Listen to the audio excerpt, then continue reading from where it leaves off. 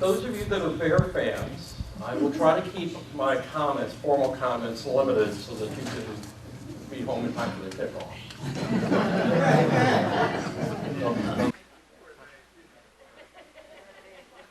I am from Illinois.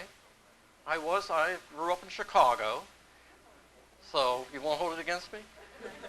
It is amazing here. I lived in Maine for a number of years, and the rivalry, the sports rivalries here in the Midwest is kind of like a love-hate relationship. I mean, you can actually have Bear fans and Packer fans in the same bar watching the Bears and Packers play, and they actually get along. Now, if you go in New England and you did something like that, there would be fist fights. They would have to call the police. So I guess I should. How about them Badgers? What I'm going to talk about is some of the economics of the mining industry as it relates to the frac sand mining industry that's relating in Wisconsin. There's a lot of other issues that are related to frac sand mining, health issues and environmental issues. And I'm not really going to talk about those. I'm going to focus more on the economics. I'm really going to have kind of three parts to the discussion today. The first is I'm going to kind of focus on Wisconsin, what's happening to Wisconsin, where are we right now. I'm going to share with you some results from some national perspective research in terms of what we know is happening from other counties in the U.S. that are dependent upon mining, and what can we learn from those other places. And then close up with some local community policy insights, some things that we do know, some things that we don't know, and some things that communities need to be thinking about as they debate about whether or not to promote the frac sand mining industry. What this is simply a mapping of gross domestic product by state for the mining industry. And this is mining except for oil and gas. Okay, so all the oil and gas that's going on right now, that's not included in here. So this is metal mining, this is sand mining, this is coal mining.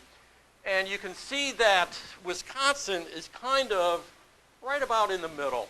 It's not really, you can see Texas is heavily dependent. You can see the mining out in the Mountain West. You can see the coal mining in the Appalachians. Illinois is actually heavily dependent because there's a lot of coal mining in the southern part of the state. Wisconsin really isn't all that high. Now, trivia question. Why is the UW-Madison's team called the Badgers? Mining. The original settlers were miners. They were primarily going after lead. And they basically, lead. Yeah, that's what I said, right? Lead. And they basically lived in the hovels that they were trying to mine out of, like badgers. One of the things, though, when we talk about economics and we talk about the dependency on it, is that there's so many different ways to measure the size of the economy.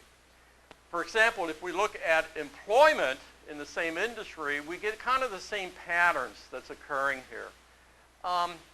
But we get a lot of different stories depending on how you want to measure the economy. Are you talking in terms of income being generated? Are you talking in terms of employment being generated?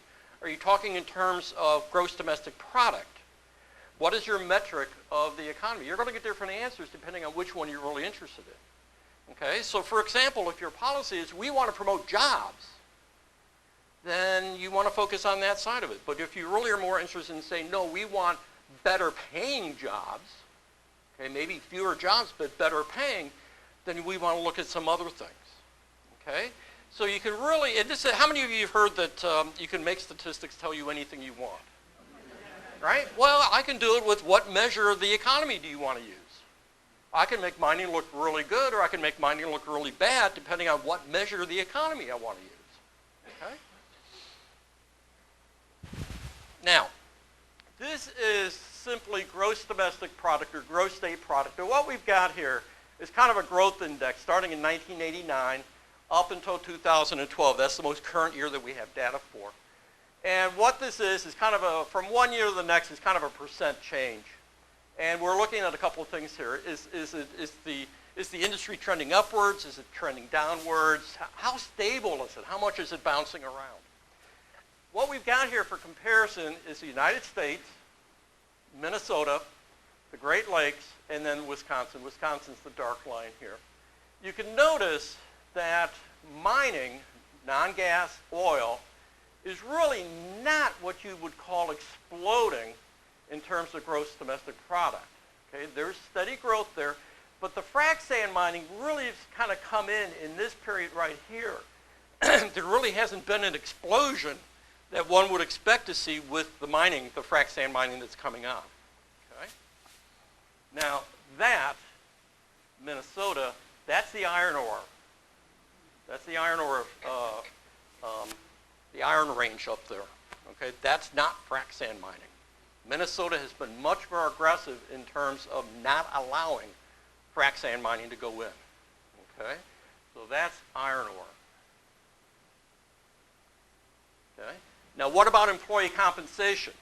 Employee compensation is wages and salaries and benefits packages that are attached to the mining industry. You can see that there was some growth in Wisconsin. The Great Recession came in, and now you can see it's starting to take off a little bit now. Okay? If you take out the Great Recession, you kind of take that trend line, that's about where we would expect to be. So some of that is frac sand mining. Some of that is just kind of the return to our normal growth pattern in the mining industry in the state of Wisconsin. Okay? Now what about employment? Again, you can see mining's kind of fluctuating. While you can see that there's growth in terms of gross domestic product and there's growth in terms of income, there really hasn't been that much growth in terms of employment. Remember I said I can make it look good or make it look bad depending on what industry I want or what metric I want to use. If we're looking at just jobs, there hasn't been a whole lot of jobs being generated in this industry. Indeed, we're kind of right where we were before the Great Recession popped on. Okay, so how much of this growth is really related to frac sand mining? I don't think it's that much. Okay? Now, what about the number of businesses? Okay? This is the number of companies, total number of establishments, that are in sand and gravel mining firms. Most counties will have a grander gravel mine. It's just kind of one of those things that is fairly common. And most of them are fairly small. Most of them are used for construction. Okay? Aggregate for construction. You can see in the year 2000 that there were about 65, 66 of these firms. But notice how it's been dropping down. This is 2012. Okay? Notice that most of these firms are actually pretty small. Okay? They're really not employing a whole lot of people. And indeed, there's only one that's actually gotten any bigger up here. So in terms of this type of mining, there's actually been a decline in the state of Wisconsin. Now, what about industrial mining? Okay, this is frac sand mining. Okay, notice in 2000 there were only 5. Now there's 14. Well, wait a minute. We went from 5 to 14. Where's this explosion in frac sand mining? Okay. Well, we're seeing some of it here, but there doesn't appear to be that much of an explosion here in the number of frac sand operations. Okay, so what's going on here? If we look at where the actual number of mines are located, they do tend to be clustered. This is Trempealeau County. You can see a central part here. You can see up along in here, this is Burnett. Chippewa, thank you. Okay, so you can see them kind of clustered a little bit. And part of this is related to local government policies. Some local governments in Wisconsin have been very aggressive in allowing these things to be built, and some are kind of saying, no, slow down, we're not quite sure we want these things. Okay? So how many mines do we have operation? We have 72 mines in operation as of 2013. We have 20 that are in development, 6 that are permitted, but they haven't built them yet, and there are 18 that are proposed. I actually think that number's gone up a little bit. Okay? So how can we have 72 mines in operation, but we don't have that many businesses that are actually tied to the mining industry. Okay? Well, one company can own more than one mine. Okay? Not all companies are located in Wisconsin. Now, this is extremely important when looking at the economic impact of these companies, of these mining operations. For example, Fairmont Minerals in Chardon, Ohio, is operating 5 mines. Superior Silicon Sands in Texas is operating 4 mines. EOG Resources, again in Texas, is operating 4 mines. Okay, so there's 3 companies, and there's, I can't do the math in my head. That's what, 13? I can do advanced math, but I can't add. Okay. So there's 13 mines, but only 3 companies. Okay, so again, depending on what measure of the industry I want to use, I can kind of paint a different picture here. So what's happening is that we're getting a fair number of mines that are opening.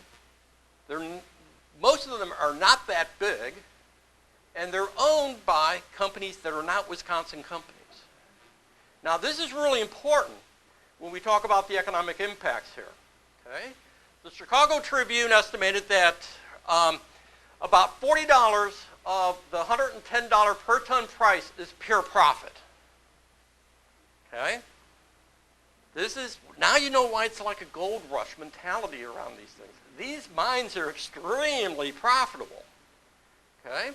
And I understand that this is one of the issues that the mill here in town had, is that the sand mine that was supplying the mill was looking at what the mill was paying them and what they could get in this market, and essentially said, this is nuts. We're going to start selling to the fracking oil companies, the gas companies, the oil companies, because we can get a lot more money. Okay? If I own that mine, I'd be thinking the exact same thing. This is very profitable. Okay? Now, the problem, though, is that how much of that profit is staying in Wisconsin? Now, when we do economic impact assessment, this is really important. And we don't have a very good handle on how much of the profits are actually staying in the state of Wisconsin. Okay? For example, how can this be? How many of you think that tourism businesses tend to be low-paying, not very good businesses? Any of you? A couple of you? Well, it depends. It depends on the ownership structure of the business. If the business is part of a chain, national chain, right, where do most of the profits go? Out of the state.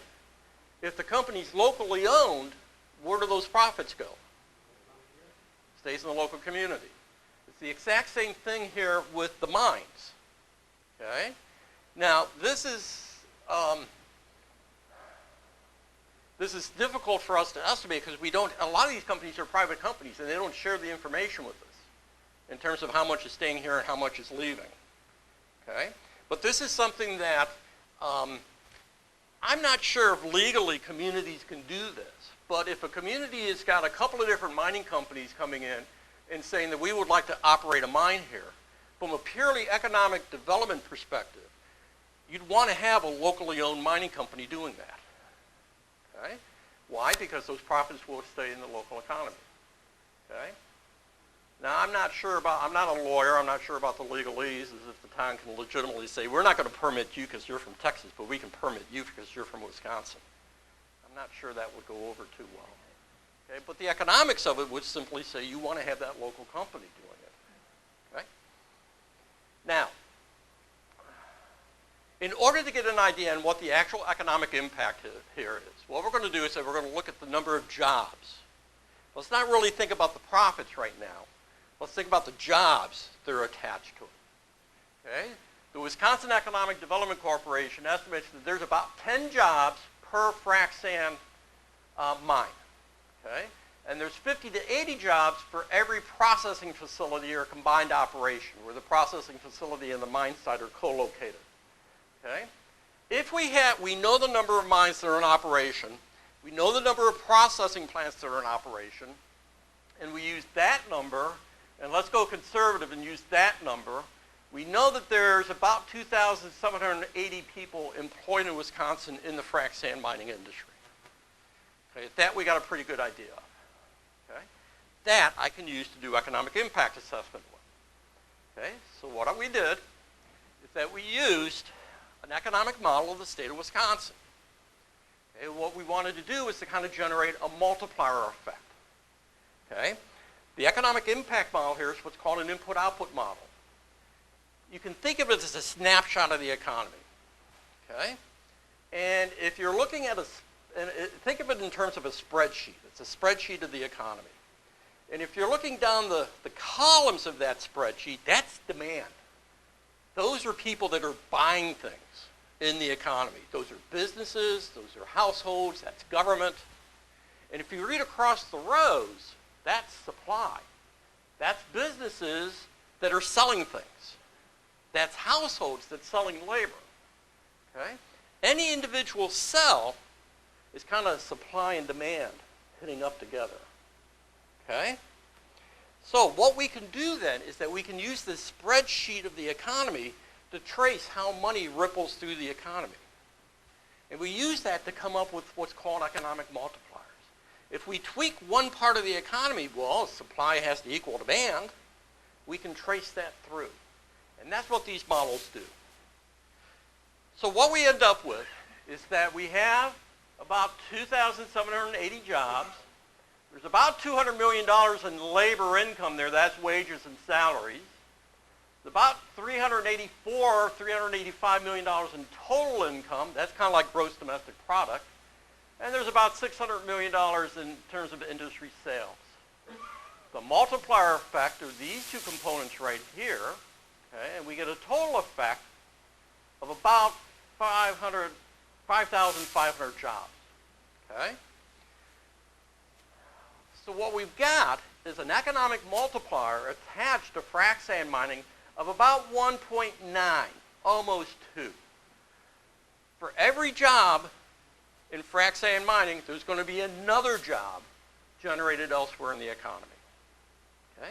Now this is an important piece of information, because when I first started working with communities, okay, in the western part of the state, guess what multiplier was being used?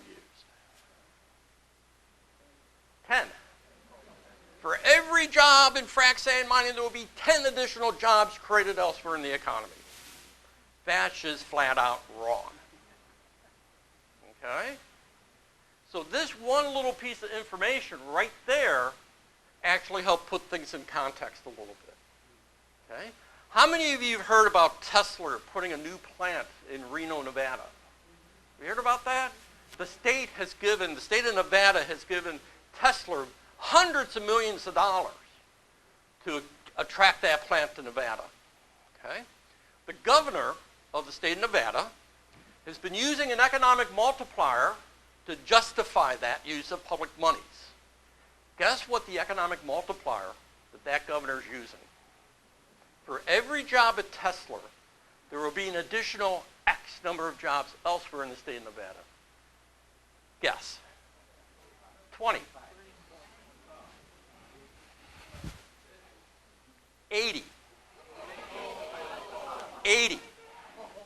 For every job at that Tesla plant, there will be 80 additional jobs created elsewhere in the state of Nevada. That is, I'm not sure, I don't think they have that population. I mean, you're right. I mean, but you can see where misinformation about economic impacts can really distort local decisions.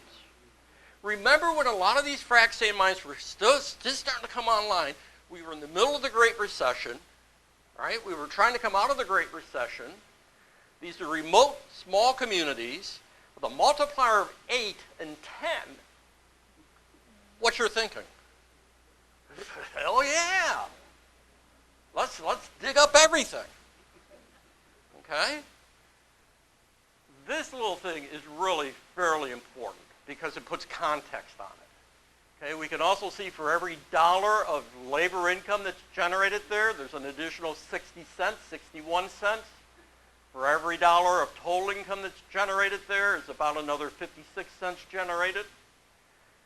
Whenever you see, if you walk away from this session with anything, if ever you see a developer come to town and say, for every job in my development, there's going to be an additional 10 jobs created, I hope you laugh them out of town. Okay? If you walk away with anything. Anytime somebody gives you a multiplier that's okay, that's getting a little big. If it starts to get up around 3, there's something wrong. Okay? There's something wrong. Now you can get, the dairy industry in this state tends to have big multipliers because the industry is so vertically integrated. Okay? So there are unique situations where you can have a big multiplier, but when I do these things, if I start to get them around 3, I start looking at them. I made a mistake. 2 plus 2 equals 5. Okay? We can also tell what kind of industries are going to be affected here. Notice that a lot of it's in the service sector. Trade and services. This is retail and wholesale trade and services. Okay? This goes back up here to this idea of the indirect and the induced. Really simply, when a business is in operation, it really kind of spends its money in 2 ways. One way is for other businesses. Okay? A dairy farmer has to buy feed, veterinarian services, utilities, stuff like that, right? Kind of business-to-business transactions. Okay? That's the indirect effect. But that farmer is also spending wages in the local economy. They're going to the store to buy clothes. They're going to the movies. They're going to maybe take the family out to dinner. Okay? That labor spending money in the local economy, that's the induced effect. Okay? Notice the size difference here between these two. Most of the impact of frac sand mining is coming from the labor. The labor spending their wages in the local economy. Okay? That's where most of the impact is coming from. Okay? And you can see that because where do most people spend their money?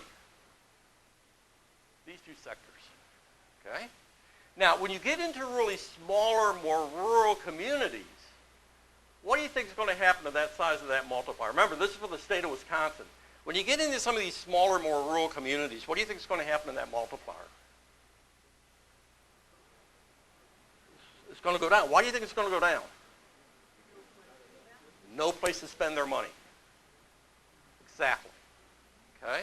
I was doing one project for a community in Juneau County that had a county forest. And they were debating about taking the snowmobile trails and converting into the year-round trails, right? They're trying to get ATV people into the area to use it, right? Well, of course, that creates controversy. Why do you think that would create controversy? Well, right, they don't need a PhD in economics to figure out where the controversy is coming from. Okay? Well, one of the things they wanted to know is what would be the potential economic impact. Okay? If you think about Juneau County, there isn't much there. Okay? The multiplier, I did the analysis, and the multiplier turned out to be about 1.2. 1.2. Pretty dang small. You're taping this, so I got to watch my mouth. Okay? Now, that community, right, what was their immediate reaction? Well, you did it wrong. Right? The number's wrong. I said, no, stop and think about it. Where do you spend your money? Oh, well, we go to Eau Claire. And suddenly you start seeing light bulbs go off. Even if you converted this thing to the snowmobile trails in the county forest to ATV trails, right, and you brought all these people coming in, right, there's no place for them to spend their money. So if you want to promote that as an economic development strategy, you can't just build it and they will come. You also have to look at what is the retail and service opportunities for these folks to spend their money at. It got the community thinking differently. Okay? In some of these frac sand mining impacts, some of these multipliers were pretty small. Okay, and the community started to think about it. Oh, well, even if we bring all these jobs here, there's no place for them to spend their money, so it's just going to be money coming in and going right back out again. Oh, we're going to be left with this big open pit. Okay, so it gets the community thinking. That is Wisconsin specific.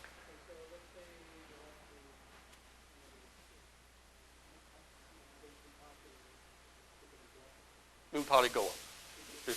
Well, define significantly. No. No. If it goes up to that, there's something wrong. Okay? It just, no.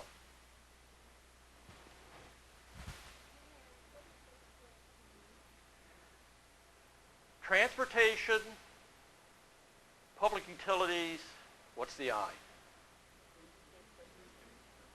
I don't remember, but it's transportation and public utilities. Okay. No, roads would be in government. Okay. Now, what about the taxes that are generated off of this economic activity? Okay, well, there's going to be sales tax generated because people are spending money in retail. There's sales tax attached to that. There's property tax attached to it, right? Income tax, other taxes. This estimate is there's about $37 million of taxes being generated. The bulk of it's going to the state, but this is what local folks are interested in. Okay? How much property tax is this thing going to generate? Well, it turns out you don't know. We can't say. The reason is because it depends on how you build the mine. This is a piece of processing equipment, right? And you notice how it's in a scaffolding, right? If it's in scaffolding like this, and that could be set up to hold the equipment in place. It could be to allow people to get access to it. But if it's like this, it's taxed as manufacturing equipment, okay? Which has, in Wisconsin, a lower assessed value, much lower, okay? Because we changed our tax laws to encourage manufacturing. Now, what if instead you put metal sheeting up, right? So not this frame, but you put metal sheeting up here to enclose it, right? Now it's taxed as a building. Tax is going to be much higher. What do you think any profit-maximizing mining company is going to do? You're going to see a lot of that. You're not going to see that, okay? Which means that the taxes flowing off of these mines are actually very, very small. Okay? There just isn't that much property tax revenues coming off of these mines. The property tax generated is from people moving into the area to take the jobs. And that economic spin-off of that, that's where the property taxes are coming from. Okay?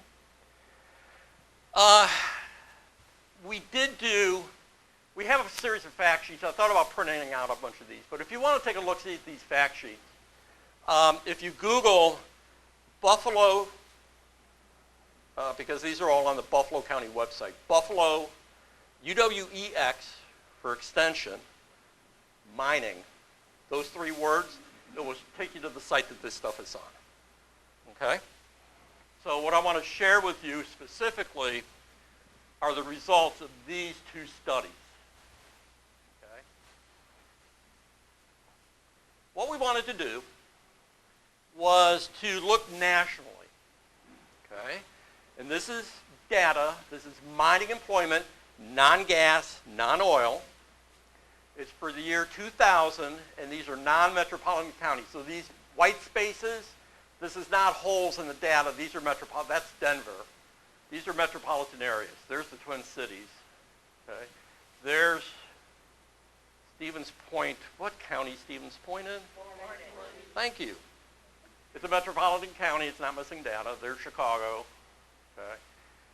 Now, what this is the number of mining jobs divided by the population.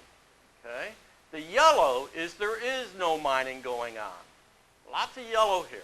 Okay? The darker the color, the more mining activity we have. Well, there's Nevada, some stuff going on down the southwest, the Rocky Mountains, okay?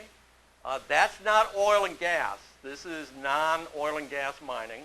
There's the upper, the iron ore range, coal mining, and some coal mining there, okay? So you can kind of see the spatial patterns. Now, I'm interested, is there any kind of, is this pattern that we're looking at, is this a statistically significant pattern? So what we do is that we estimate this spatial clustering idea. And what we can see here is that we're getting some clusters that are statistically significant popping out. There's a cluster of mining, there's a cluster, there's one, there's a little tiny bit of one. That's southern Illinois. There's some coal mining down there. Okay. These spots are cold spots. There's no activity in here. There's no mining activity in here. The rest of it is just kind of random. Okay?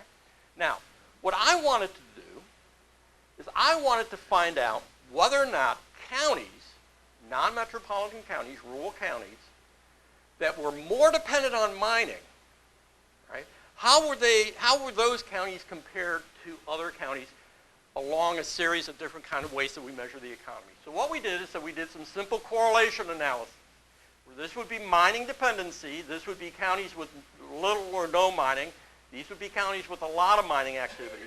And then some variable that we're interested in looking at. And we want to see what does this relationship look like. Okay, so we're just simply looking for patterns in the data. Okay? And here's some of the things we wanted to look at. What about the poverty rate? What about the child poverty rate?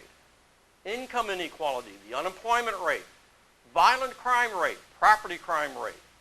People with over 25 with a high school diploma, people over 25 with a bachelor's degree. Okay? We want to see what relationship it goes. So this is what we found. Counties that were more dependent upon mining tended to have lower poverty rates. Right? These do tend to be good paying jobs. Okay?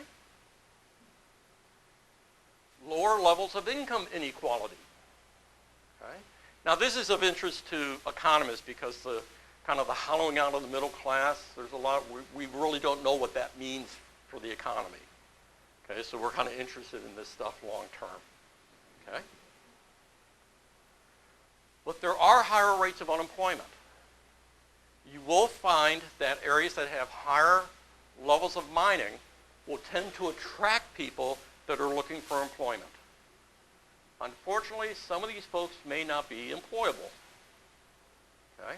So there will be higher rates of unemployment. There will be higher rates of property crime. Okay? Perhaps because of the higher unemployment. A lot of people think that poverty and crime are really highly correlated. How many think that higher poverty, higher crime? Not necessarily true. It's more complex than that. Okay? Poverty is a symptom of something else. It's not just poverty, it's other elements. Okay? Higher share of people with a high school diploma. Well, that's good. Well, stop and think about it. Most of these mining operations require you to have a high school diploma before they'll hire you. Okay? So that makes sense. But a lower share of people with a college degree. Now, what do you think that means for the community? Think in terms of economic development, economic growth, lower levels of people with a college degree. It limits the potential for growth and development. And this is not the UW elitist professor saying this. Okay? Sounds like it? I don't mean it to. There's a lot of research out there that suggests that higher levels of education is associated with higher levels of growth. Okay? Now, what about some other things here? Percent of people without health insurance, this is going to vary now because this may be mute because of Obamacare. Premature death, percent of people in poor or fair health, poor physical days, poor mental health days, low birth rate. So a lot of these are kind of health measures. And what do we find? Lower rates of youth without health insurance. A lot of these jobs have benefits. A lot of these jobs offer health benefits. Okay? Higher rates of people with poor or fair health. These are not necessarily, they're good paying jobs. They have benefits, but they're not necessarily the healthiest jobs. Higher rates of people with poor physically healthy days. Same idea. Okay? These are not necessarily pleasant jobs. Higher rates of people with poor mental health days. And so essentially what we've got here is that, yeah, we do have higher rates of folks with health insurance because you do have benefits, but generally the health rates or the health profile of counties with more or higher dependency upon mining for employment tend to be worse off from a health perspective. Okay, now one of the issues that's coming up in Wisconsin with frac sand mining is health. Okay, we don't have a very good understanding of the health impact of the sand coming off. We know that the sand is not carcinogen. Okay, it's not nasty in that regard. But what is nasty about it is that once it gets down in your lungs, it's so fine you can't get it out. Okay, so they say that if you're working on one of these mine sites, you really should be wearing a mask just to keep the stuff from getting down in your lungs because you can't get it out. Okay, what we don't know though is that what's the public health component in terms of the stuff blowing off of trucks, blowing off of trains, or just blowing off of the site itself. We don't know. Okay, so don't confuse these results with that specific health question. Okay?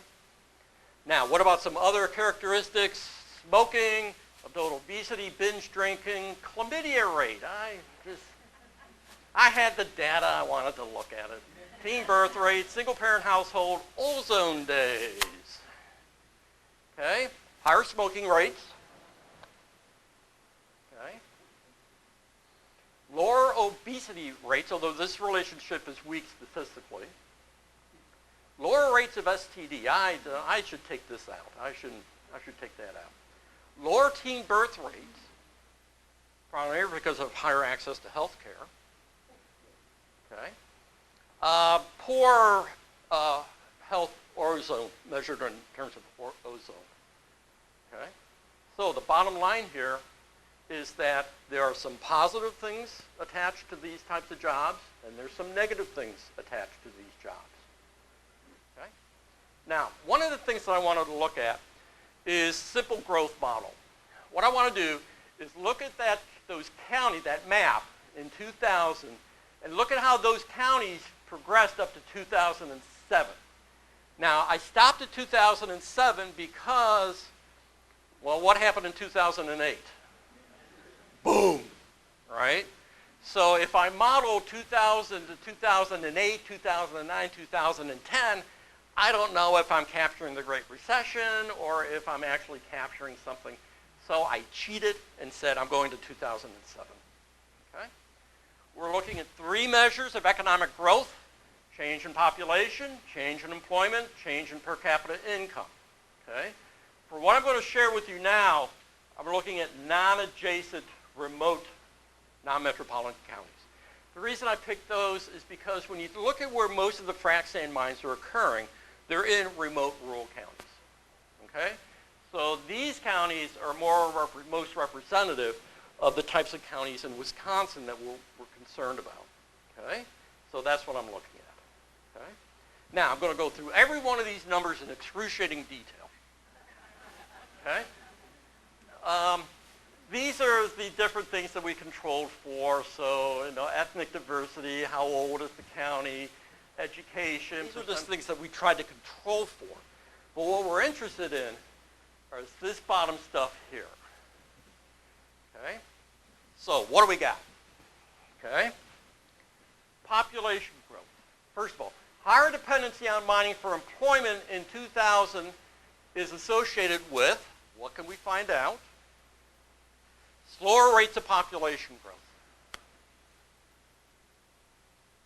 Faster rates of employment growth.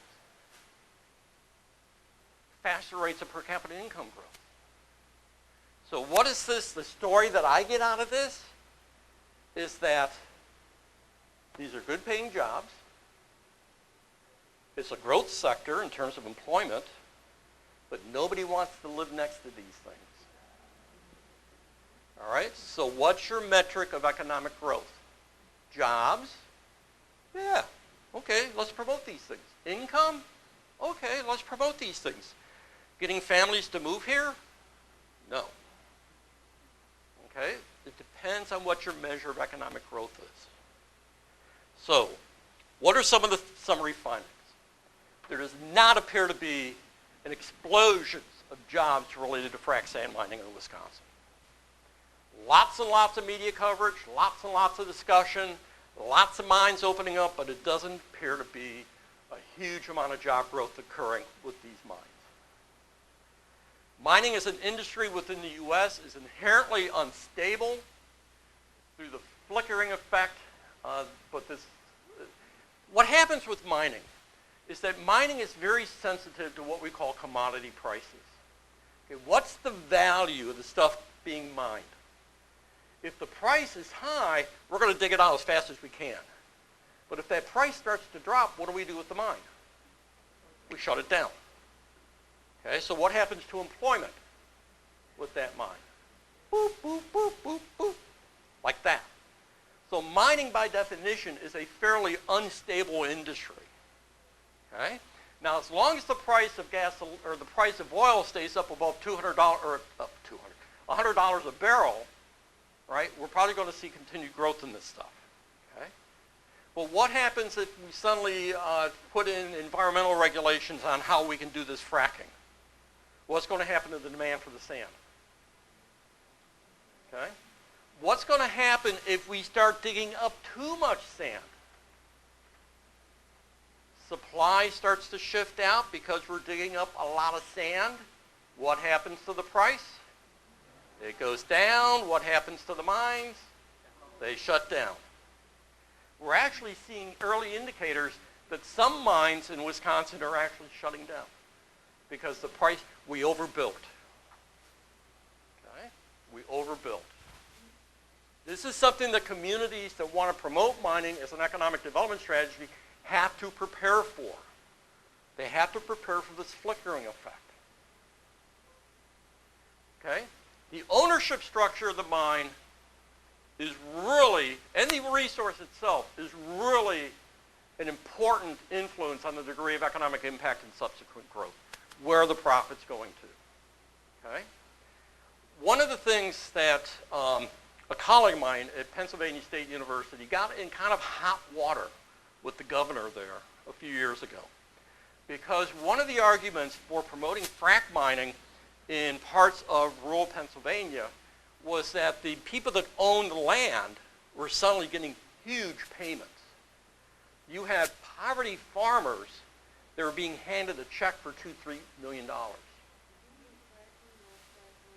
Frac mining, okay, in Pennsylvania, not the sand, but the actual oil and gas.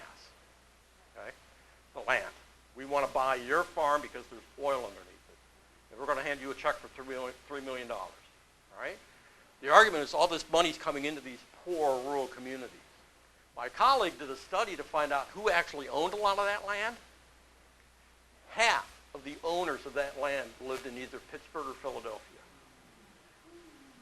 So a lot of that money that was supposed to be going into these poor rural areas was not going into poor rural areas. It was going off to the Pittsburgh and Philadelphia. Now you can know why the governor of Pennsylvania wasn't very happy with him.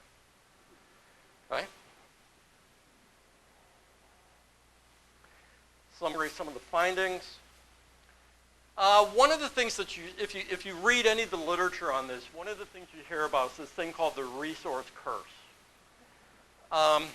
And what it's generally saying is that you would think classical economics would say if you have a resource and you dig it up and you sell it, that brings money in and that promotes growth, right? Well, it doesn't play out that way, okay? Because what happens after that resource is eventually gone?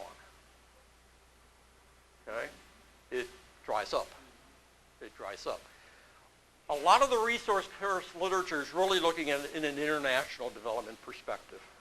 Okay? It's really looking at developing countries and things like that, where you have multinational companies that are coming in, taking it and taking the profits out. So the resource curse literature really may not apply to Wisconsin, but some of the lessons learned can apply. What are we doing with that money as it's coming in? Are we investing it for when the mines will eventually shut down? Are we diversifying the economy? What are we doing in terms of planning for that eventual shutdown of this industry? Okay?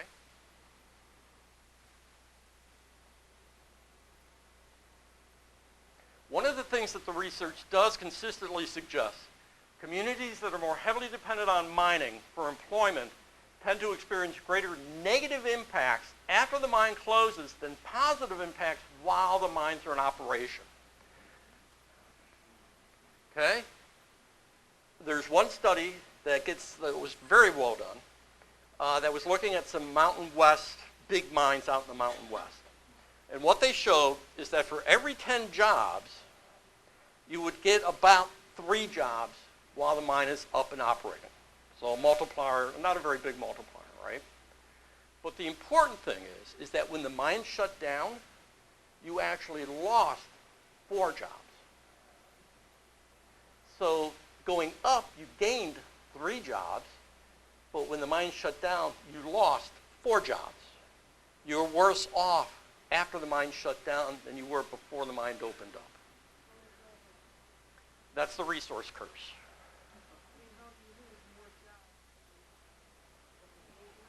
You had a small community, say you had a community of 1,000 people, a big mine opens up, there's positive spillover in that community, right? That community experienced a little bit of growth.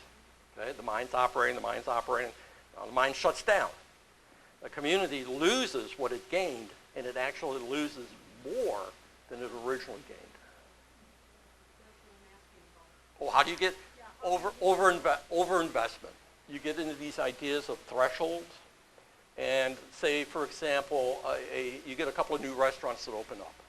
A local person who owns a diner says, ooh, right, I can expand this diner, right? I hire a couple of people, okay? Now the mine shuts down. I can't afford that bigger diner, that bigger restaurant. I go bankrupt. I leave, okay? So again, the idea here is that if mining is promoted as an economic development strategy, you have to think about how do we plan for when the mine eventually shuts down. Okay? How can we have our cake and eat it too? Okay? Some of the other findings. You got to guard against making blanket generalizations about the impact of mining. Okay? There are some positive aspects. There are some negative aspects. Okay? One of the things that is really troublesome is when, particularly when the mining industry first started off, right, and there'd be a community group like this, and I would say, how many of you are pro-mine? Half the room would go that way. How many are anti-mine? Half the room would go that way. And there'd be no meeting in the middle. There'd be no meeting of the minds in the middle. When in reality, there are both pros and cons. Okay? Those pros and cons are going to be different for every community. And how each community weighs that out is going to be different. What you may decide is not right for Buffalo County, or Eau Claire, or Chippewa County. Okay? What they may decide is not right for you. Okay? So be careful of making blatant, it's all bad. No, or it's all good. No. Okay? For remote rural counties, we found weak evidence that counties more heavily dependent on mining will tend to have slower population growth, actually perhaps a decline in population, but there's more has a positive impact on employment and negative. So again, these blanket statements, well, there's a negative aspect to it. Nobody wants to live near these things. But there's a positive aspect. It does generate jobs. It does generate income. Okay?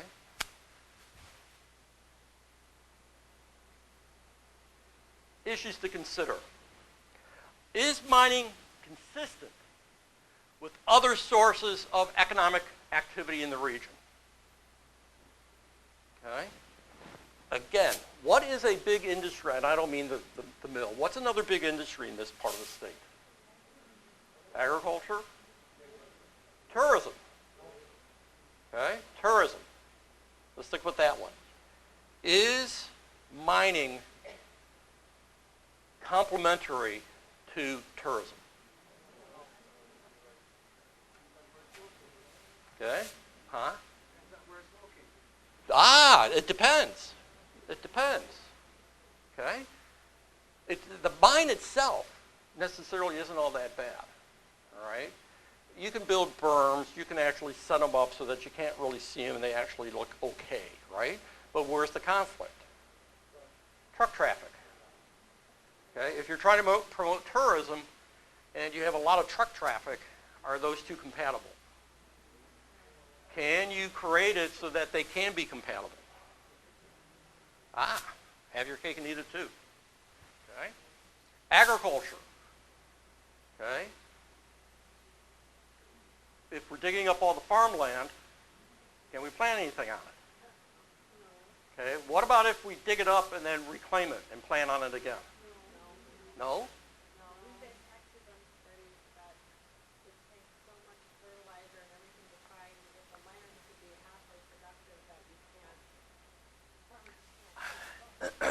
I heard one, and this is, there's one fellow who does agronomy work at University of Wisconsin, Platteville, and he was saying based on his reading of the literature, it would take about 30 years to reclaim the land to get it to where it's, okay.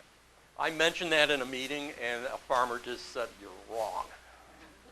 You know, so I'm, okay. Shorter. It would take much shorter. Much shorter than 30 years. I think it's active management of the land, but then you got a question of how much money can you put into that active management and still have it turn a profit on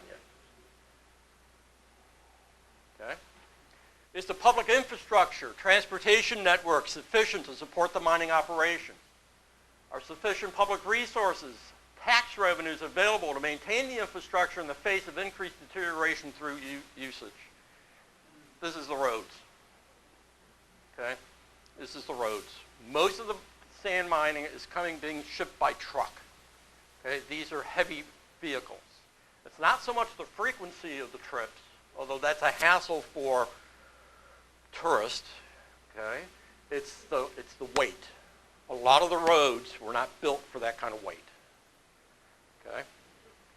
Do we have the tax revenues to compensate that? Well, we know from Wisconsin property tax law, the way that these mines are being assessed, and they're not going to put the metal sheets up, there's probably not going to be enough property taxes generated off of these things to compensate the cost. So what can communities do? Okay, mining company, you want a permit? You got to put into this transportation fund. Okay? How much money? As much as you can get them to put in. Okay. There was one town that a mining company came in, and it was a company from Texas, and they came in and they said, okay, we want to put in a highway trust fund. We want to put $150,000 a year into this highway trust fund to make sure that the roads are good. Okay? The town's, well, yeah, the first question is that enough money? The town's reaction, oh, you're willing to do that? Oh, why, thank you. It's like, oh, wait a minute. Double that, triple that, and then negotiate from there. Okay?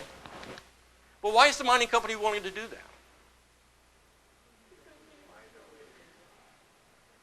They have to have access to good roads in order for them to ship their product. If those roads are falling apart, those bridges are falling apart, they can't ship their product. Okay? Is there a sufficient pool of labor to meet the needs of the mining operations and replace workers who transfer into the mining industry? If there's generation of a lot of jobs, and there isn't any indication that there is a generation of a lot of jobs, but the question is the labor pool.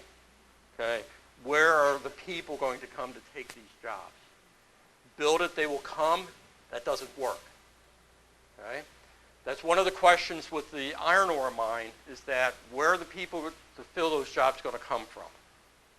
Okay, most of them are going to move into the area, and the question is where they're going to live and commute from. Okay, so that's a question that we have to think about. Okay, is the community making adequate investments to build on the economic generated by the mining operations? Are they being strategic? Okay, are they investing for when the mine eventually shuts down? Okay, is the community implementing strategies to adjust when the mine closes? In other words, are post-mine plans in place and being acted upon? Now, human nature. If they say the mine has a 30-year life, right, just hypothetically, has a 30-year life, what do you think our planning for post-mine today is going to be like? Nothing. 30 years, I'll be, hopefully I'm not dead, but, we as a society have what economists call a very, very high discount rate. We can't plan beyond this weekend, let alone 30 years from now. Okay? Is the community learning from the experiences of other communities that have experienced this type of development? This is something that the Wisconsin Counties Association has actually been fairly aggressive on doing, is trying to put together a series of best practices. Okay? There's a bunch of examples out there in Wisconsin of, if you're going to promote mining, all right, or you're going to permit mining, here's how you want to do it. See, this mine, this mine, this mine, do what they did. See these mines over here? Don't do what they did. Okay?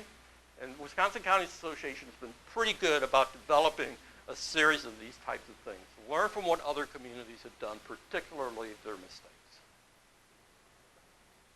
And with that, I will end.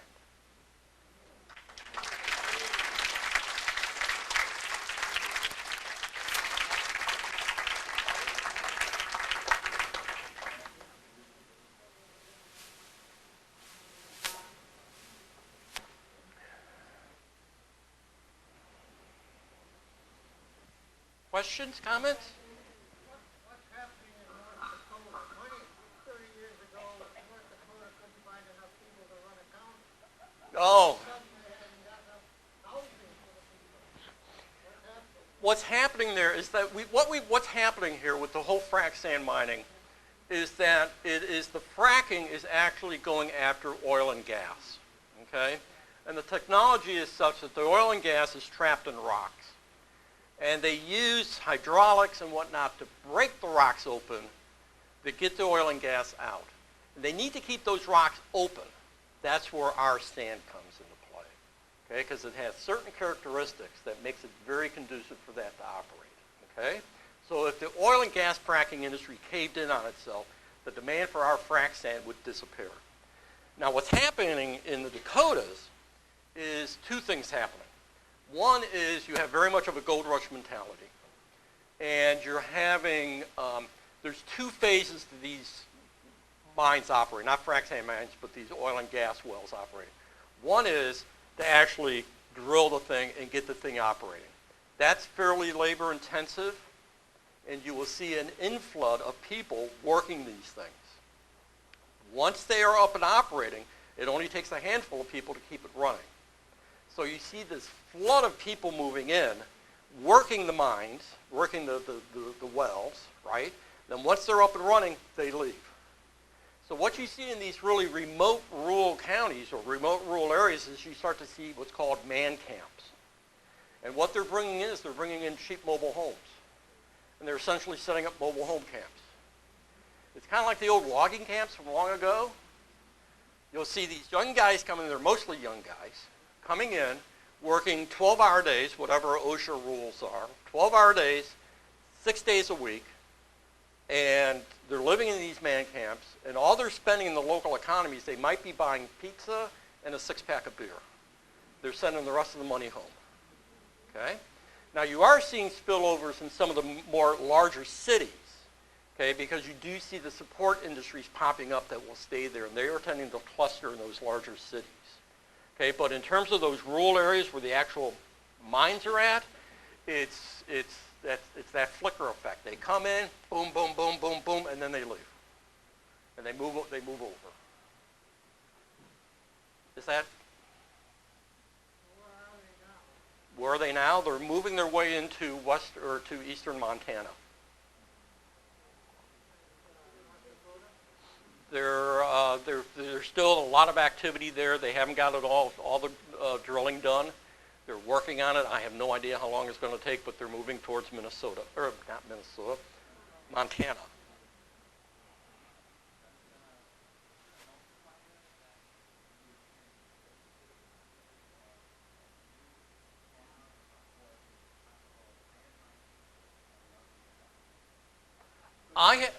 The iron mine. Have I done a comparable analysis for the iron mine?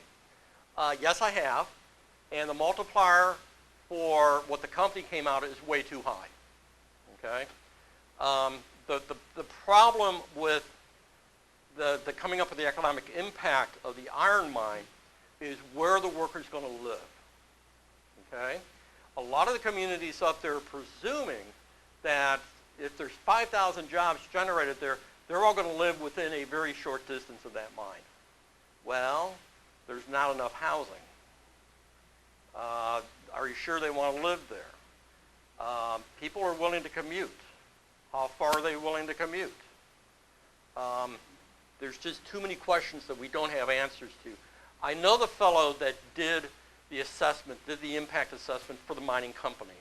And he said the mining company was not forthcoming with the data that he needed to do the analysis. I don't think it was because, well, the mining company, one is that I don't think they had it all figured out yet. And secondly, it's proprietary information. You presented a real good case for a lot of consideration. How do you get elected officials to want to take the time or to understand or comprehend the issues?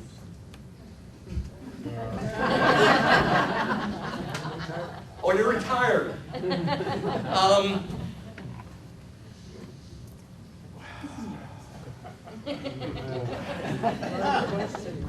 If I had to answer to that, I'd be driving a brand new Ferrari. It really is community meetings like this. It's really trying to try to engage in a conversation and not really, say, scream no or scream yes, but to actually say that, we need to have our ducks in a row in order for us to move forward on this. And we've been thinking about it, and these are some of the issues that we need to be thinking about. Now, if your elected officials turn a deaf ear to that, we live in a democracy. Yeah. I have a lot of problems with your presentation. Good. One is, if we're thinking about frac sanding, I think most people here are, plus the GTAC mine in Wisconsin are probably our two main concerns. All of your data is about mining in general, which would include, because you have the U.S., it would include gold, iron ore, yep, phosphorus, coal.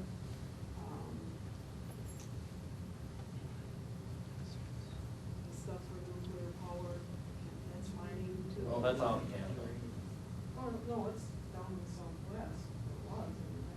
But anyway, if you put it all in one pot, then how can we get any idea of how it relates to frac sand mining? And secondly, your statistics go from 2000 to 2007. It was the horizontal fracking that took off about, and the explosion of the frac sand mines is 2008 onward. So how can we use this data or this kind of presentation to get any kind of handle about this state, our communities, and initially when you started, you said the two issues that you weren't going to talk about were health and environmental issues. With the current problems with water and drought, what if water becomes a very commodified substance and now we have to pay for water? I mean, all of these things, especially health and environmental issues, I would put on the negative column. Sure. If you just look at the positive about jobs, multipliers effect, we're not getting a true representation about the impact of, say, on our tourism, agriculture.